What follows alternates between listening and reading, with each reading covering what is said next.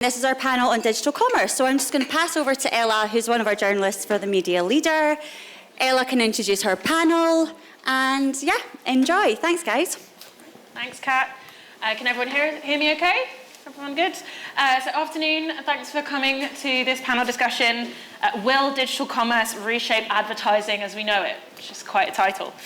We have about 30 minutes and hopefully we'll have time for audience Q&A towards the end. So as we go through the session, just think of any, if there are any questions that come to mind, just hold them till the end and can put your hand up and a roving mic will come and find you. On digital commerce, the Media Leader columnist and Manning Gottlieb founder described digital commerce as retail media as the fastest growing sector in marketing. And he said that we were entering a hyper-hybrid world where brand versus performance would be on steroids, quote unquote, and the future roles for creative and media agencies are less obvious as the path to purchase changes. To dive into this further, into such a huge topic, I'm delighted to welcome our panel. So Neil Robinson, Senior Director, Media Advisory EMEA at Salesforce, Alex Walker, Managing Director at Havas Market UK, and Stacy Gratz, Sales and Marketing Director at Tesco Media, and Giovanni Pupo, Head of Ecom Media Europe at LIPTON. And you guys sat in the order of my notes, so thanks for that. So we were on our briefing calls, we had some interesting discussions about this, and it's such a massive topic. And digital commerce, I think, is used as an umbrella term for, and it covers e-commerce, retail media, commerce media, activation marketing. But I just wanted to start off with a question to each of you.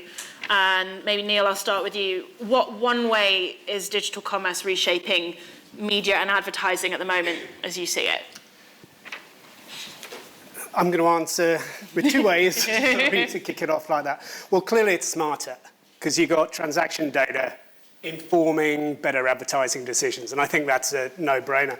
But for me, what's way more exciting is the fact it allows brands to reimagine their own assets and what they do with their own assets to make money. For example, retail media is obviously the poster child for that, but we at Salesforce, we probably have more conversations with other brands outside of media about how they can monetize those assets, whether it's data, whether it's their physical assets.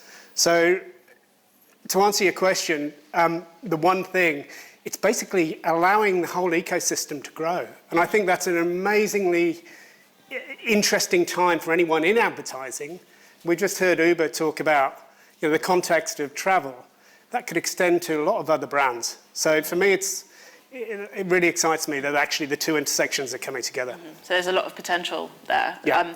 Alex, what's the one way that digital commerce is reshaping advertising at the moment? It's a great question. I suppose I should start with a confession, though, that I'm not your sort of classic kind of media person. I feel like a bit of a sort of fraud or outsider. But that's because I come from the world of e-com. I used to work for Amazon and still sort of feel like I need to spread the gospel according to Bezos. I think they're doing all right. And so for me, my perspective, I suppose, is just seeing how this sort of blurring of disciplines, that ultimately sort of a holdco like Havas is now kind of investing in commerce and teams like I bring, which are actually sort of real commerce specialists. So that sort of blurring of what was perhaps traditional kind of media agency boundaries. Yeah, so from the traditional to, what's new, what's old, it's all kind of, Stacy, what's your one way? Well, I was going to say what Neil said about just the importance of, the conversations we're having with brands is around quality data, the insights, and connecting them all to make decisions quicker. And I think digital commerce absolutely allows that. The other thing that's really interesting is everyone's a media owner now. I saw last week that Chase is going to be, Chase, financial in the US is going to be a retail media owner. And truthfully, financial institutions have been selling their data to Oracle for years, but you're just starting to see more and more brands become media owners. So that's really, I think, really interesting. And I think Chase has got about 80 million customers. Yes, so that's a lot of data. I spent the majority of my career at Amex, and I know that closed loop data, it's incredible. It's just because you can see, someone's traveling to New York, I mean, not in a creepy way, but someone's sounds creepy, but someone's traveling to New York, they bought tickets to this show, you can serve them up an offer based on this, and that was 15 years ago. So it'll be really interesting to watch where that goes. Mm-hmm. Giovanni? Yeah, and I feel like the customer journey is becoming shorter because, of course, we have quick commerce now, which is not just e-commerce. Is I want something now and fast. So this is why you go, for example, Amazon Prime really playing a big role. So I feel like in a society where everything is going fast, I think brand building will become very important. Storytelling is the future because, we sell tea, right? So if you're looking for tea, you have building mental availability, so making sure that people think of you when thinking about tea, but then you need to build the physical availability. So when people want to buy tea, if they don't find Lipton, they buy the competitor, right? So you need to be there in terms of retailer media, but at the same time, make sure you build your brand. Otherwise, if you focus on the short-term growth, you lose the long run, I guess. Right? And maybe that's something that's underestimated. A lot of the retail media conversations that I've had are centered on performance rather than on brand building. And I don't know if that's a misconception or a kind of a missed opportunity. I feel like no offense to anyone, but I feel like you become the slave of the platform at some point. If you just monetize the short run, then the moment you pause your bidding, your budget, whatever, you disappear, right? So the only way to actually grow in the long run is making sure you keep telling your story in a consistent and always on way, I guess. Mm-hmm. I've got a bit of the way we label brand and performance, I think it's a bit archaic, to be honest, and I don't mean to offend anyone by saying that, but I don't see why an ad can't be both. Mm-hmm. If we're talking about digital commerce, we're talking about sort of advertising's purpose.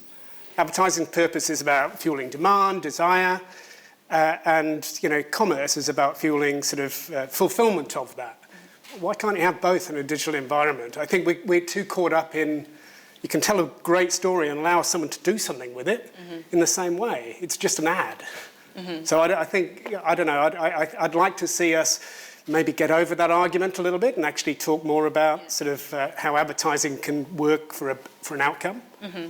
Yeah, maybe it's because I suppose we want to label things and categorize things, and saying something's a brand ad is maybe saying that almost implying it's not performance or not sales driven, but it's it's an awareness, or there must be a kind of a change of vocabulary. We've got to kind of speak a slightly different language when we're talking about digital commerce, because it does a bit of everything.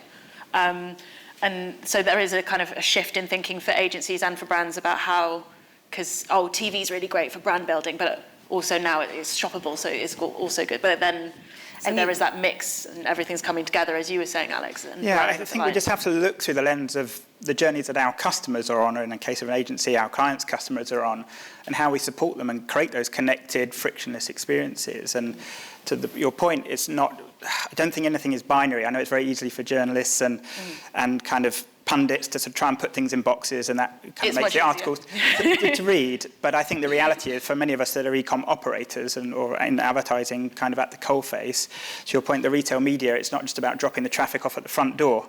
It's then what is the story that we're going to tell on that product detail page, actually what's going on with the operations, the logistics. It's so much more sophisticated and nuanced. It's more complicated and sophisticated. Sorry, Stacy. I was just going to say, and as retail media, we don't want it to just be about ROAS. I mean, we really want it to be, you can use our club card data to layer it on top of your CTV buys, Trade Desk, Meta, Pinterest. We have deals with all of those partners. So it's how you use the data for some of your bigger brand buys or more traditional channels. Mm-hmm. So maybe we're thinking about this too narrowly if it's just being used as it's used at the moment, is what I'm hearing. But so we kind of touched a bit on this, and I kind of want to touch on what this means for brands as we're appropriate, as it's at the future brands, but also what this would mean for agencies. Is something that Nick Manning in his column was talking about, was how it will change the kind of model.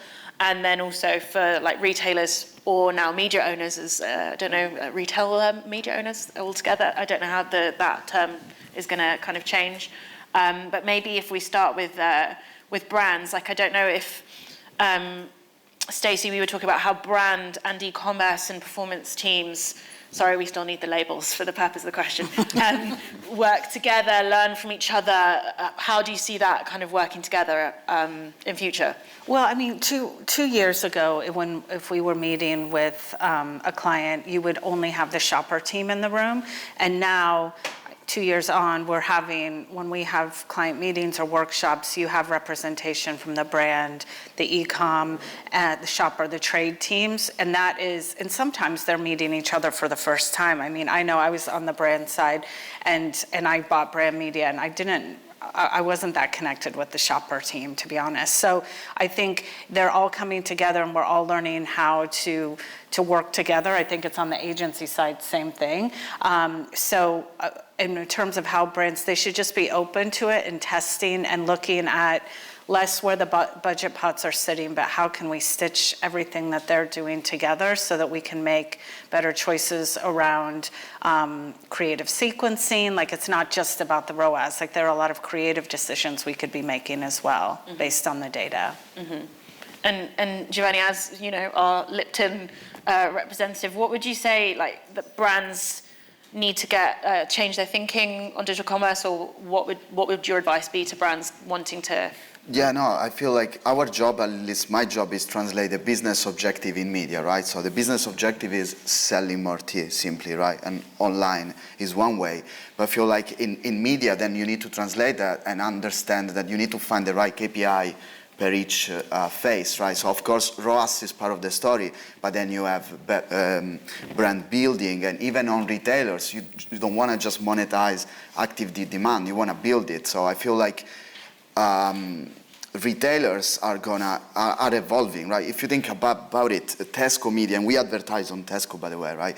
It's just the evolution of the offline supermarket. So it didn't really change. It's just using different media. So in the past, you were still fighting to get the best shelf. Today, you have thousands of online shelf, and each person sees a different shelf, right? So it's your job to get the right position in front of the right person. So I feel like also like shortening the journey in terms of within the business. So making sure that people that are responsible to talk with Tesco also understand about media, because you also need to recalculate your margin when you sell online. It's different than, so even ROAS, what type of ROAS you're looking for, because a good ROAS of media is not like a good ROAS than when you look at the full process, right? So, so there's a few different strands there, and I think something we talked about on our call was that your strategy might be different for Tesco, for Amazon. It kind of has to be just from a product point of view, but also from yeah, because it's a different platform. I mean, still Tesco, Sainsbury, and all the others,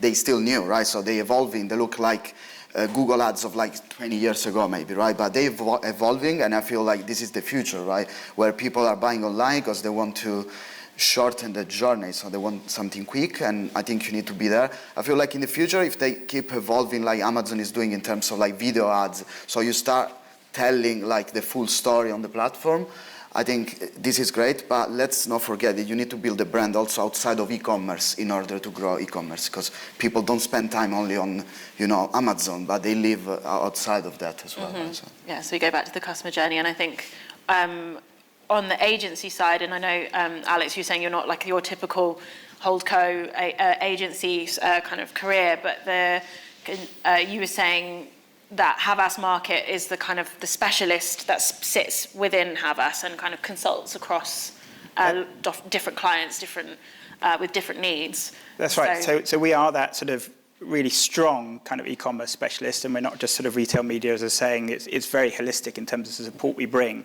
But our proposition doesn't work unless we're connected and actually really making the most of the concept of a media network. So, social commerce is a really good example, say something like TikTok Shop.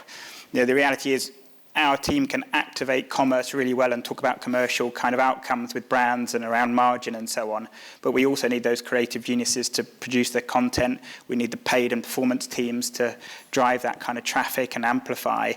And really, it's about how these sort of specialists kind of come together and work as a team. I think is where the real kind of power and excitement is, and is what, for me, digital commerce really means. It can't just be in its kind of small silo. Yeah, it's got to be like collaborative, and because it touches so many different elements of the consumer journey that it can't just sit in one place, essentially. So the agency model kind of has to change, and so it has to be a bit less vertical.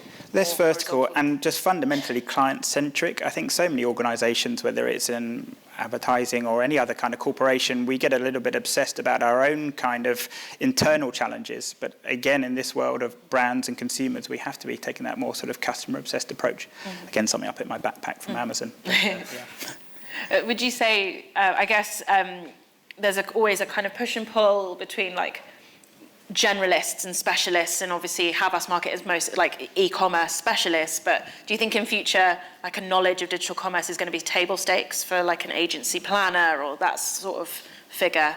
I think it's really important. I don't believe in you need specialists or generalists, you need the combination. For me, it's really important at Havas as well that my team are educating internally within the organisation and bringing kind of commerce knowledge everywhere. I think that's going to be far more effective than rather than saying, oh, this is our toy, we do this and you do that. I think absolutely everyone having more digital knowledge, because again, that's what our customers and our clients' customers are doing these days. Isn't that just what Giovanni's point is, though? It's like it's the consumer journey. If everyone actually really cares about consumers, it doesn't actually matter where, just get the context right. And then actually that journey is actually a full journey and one that you can sort of market, advertise to. So I think sometimes when there's like client-centric, customer-centric, and what does that actually mean? Because it's quite easy to say, but maybe harder to do. And so that might be something that digital commerce kind of helps in that conversation. And I'm going to move on to that retailers and media owners. And Neil, I was wondering, I mean, you were mentioning kind of monetization opportunities and potential going forward.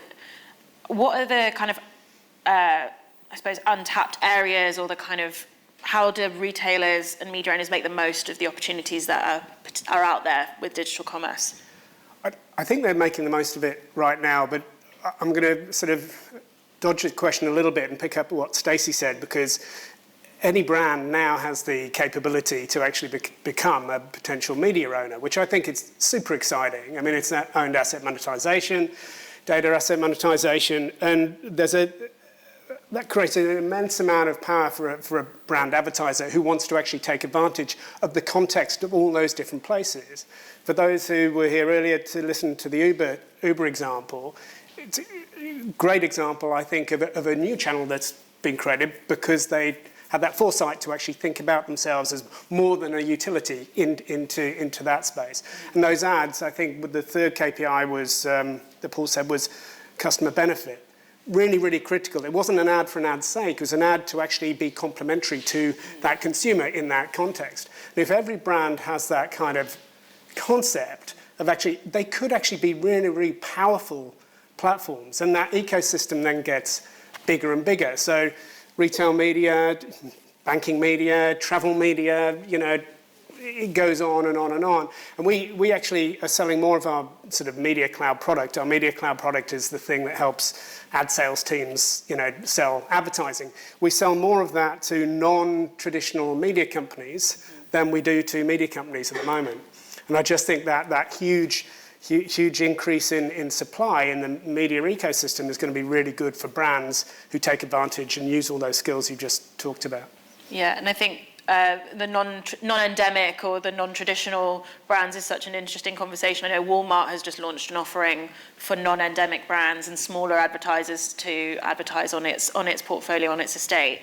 And so going forward, if we see more of that and how maybe interesting connections can be drawn between maybe brands that you wouldn't have expected to be on different platforms.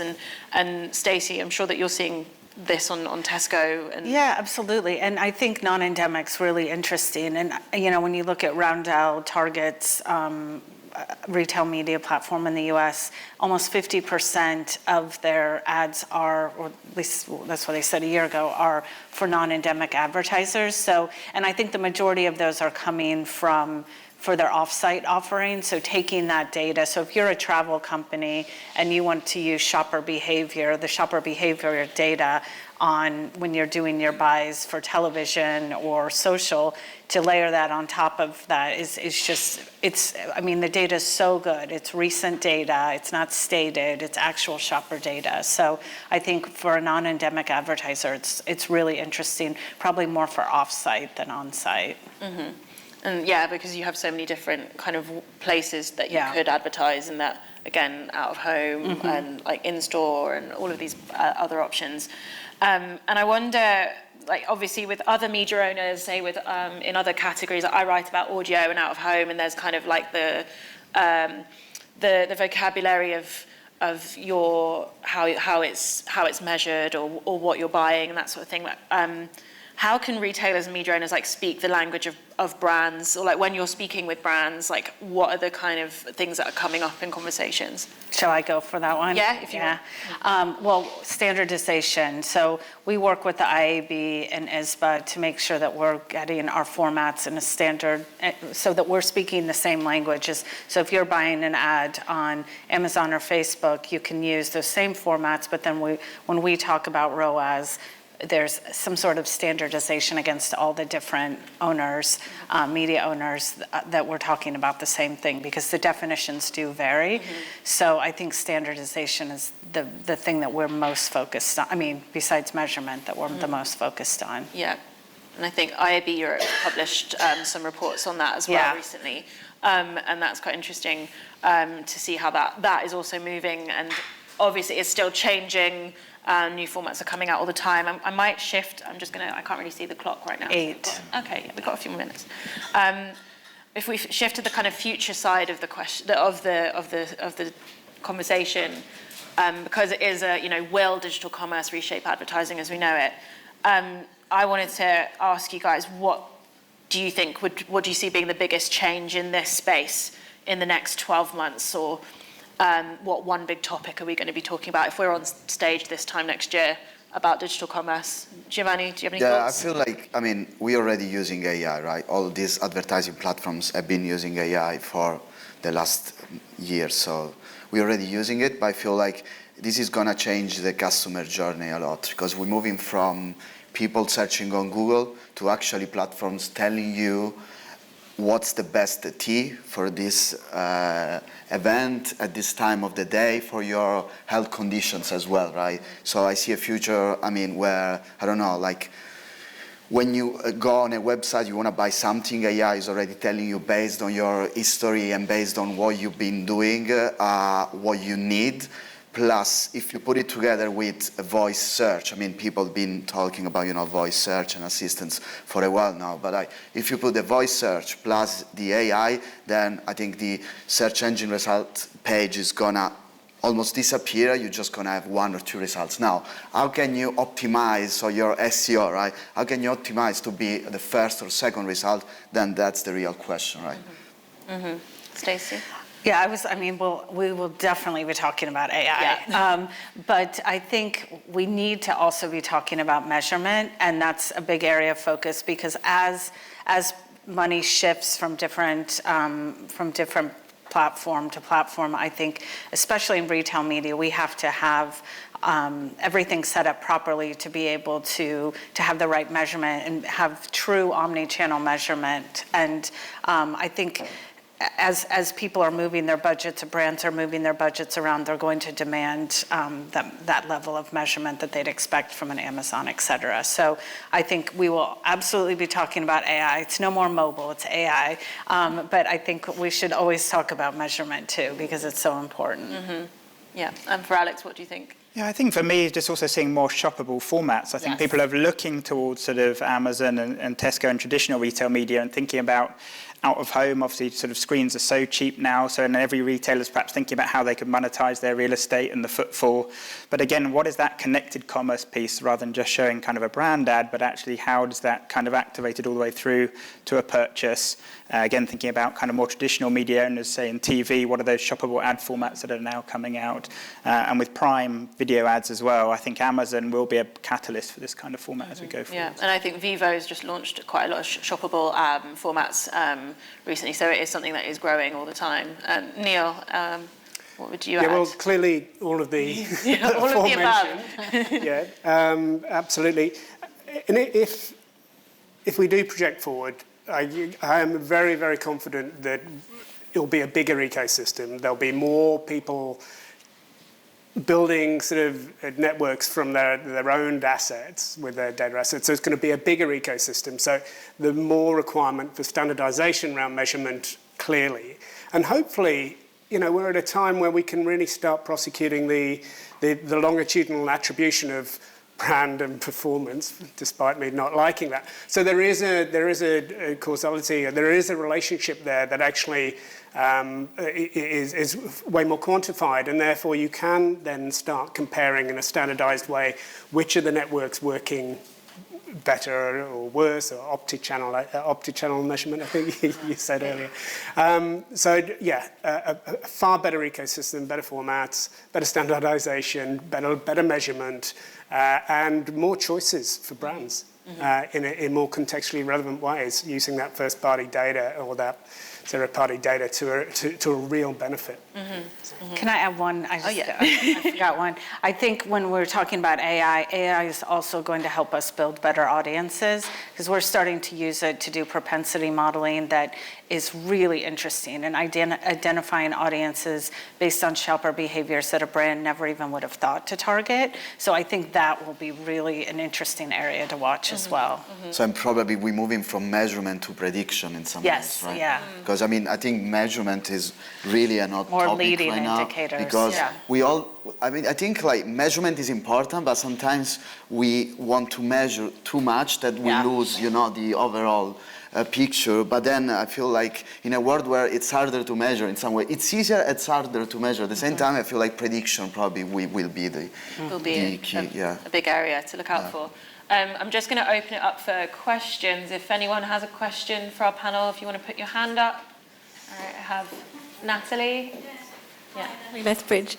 I have a question, I guess, for Alex, but I'm really interested to understand whether ad spend is following the direction that you're talking about in terms of shoppable and content commerce, because when you see social commerce, it's really like out of the box, particularly in Asia, but you're not seeing that reflected in Europe. So what's your view about that, and where is the money going to come from, and how quickly are agencies going to start to really buy into all of this? No, it's a great question. So for me, I think it's that certainly in Europe and UK, we're seeing far more conversations from brands and clients wanting to sort of go after these formats and to be more on this kind of shoppable piece. But at the moment, it's still perhaps at the stage of curiosity, as you say, compared to the Asian markets where kind of digital commerce, social commerce is far more embedded in kind of the norms. I think we're just sort of lagging. I assume sort of the US is also a little bit more advanced than we are here. So I think it will come. It's just, but I think you're right. The dollars or the pounds are not sort of funneling in the same way, but I think brands are very curious, and we're sort of perhaps also helping them understand the landscape and unpacking that for them. Any other questions from the audience? No? I started the session, I don't know, we've got about a minute, 2 minutes left. But I started asking what was one way that you're seeing digital commerce reshaping advertising. And I guess I wanted to finish with what one way would you like to see digital commerce reshape advertising as a kind of wish list sort of thing. And Neil, maybe I'll start with you. I'm going to repeat kind of what I said earlier. I think just better standardized sort of measurement using real sort of first-party, zero-party data. We talk to agencies a lot about CRM to media and media to CRM. I think that would be a really nice way to actually start bringing that into in the digital commerce environment. Alex, anything to add? What would you like to see happen? I think more from a consumer point of view, I just like to make sure the advertising, particularly in digital and commerce, is kind of relevant and impactful. So I suppose going back to Giovanni's point about storytelling, just not feeling like it's sort of saying buy all the time. It's got to be more sophisticated than that. And I'd like to see more the data, the shopper data, because it is like a gold mine. It's really interesting. I don't mean gold mine like that, but it's just when I came over, I was like, oh my gosh, these insights are incredible. I'd like to see those used more to inform brand planning than just sit in that performance world. Yeah, and I mean, if you think about it, every digital marketing campaign is a market research as well, right? So I would like to see in the future the research and development team connect to the advertising team. So think in a world where you can develop products based on what people are looking for. So like, I'm not saying in real time, but like, you know what I mean? Like based on people's needs. In a bit more of a for real. sort of reactive, responsive way. Yeah. Okay, well, I think that's a good note to end on. Thank you so much for speaking, and thank you for coming.